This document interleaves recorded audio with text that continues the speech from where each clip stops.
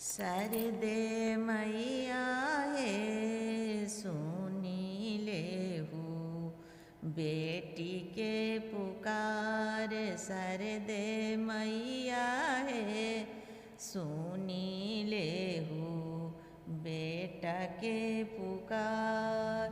भोरे भोर लैनी मैया भोरे भोर लैनी मैया कमल के फुलवा महारानी हो करी लेहू एकरे सो विकार। महारानी है करी लेहू फुलवा सो विकार। सरदा मैया है सुनी लेहू भगतन के पुकार।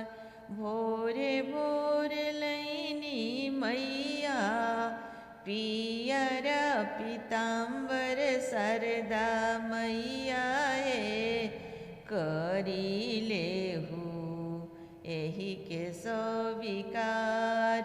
सरदा मैया है करी लेहू इहो सो विकार। महारानी है सुनी लेहू भगतन के पुकार।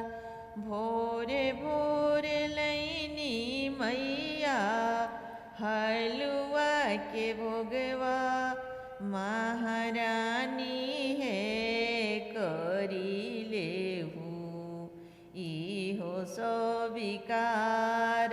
महारानी है करी लेहू इहो सो विकार। सरदा मैया है सुनी लेहू भगतन के पुकार। सरदा मैया है सुनी लेहू भगतन के पुकार। भोरे भोर लैनी मैया गंगा जी के जलवा। सरदा मैया है करी लेहू एकरो सो विकार। सरदा मैया है करी लेहू इहो सो विकार।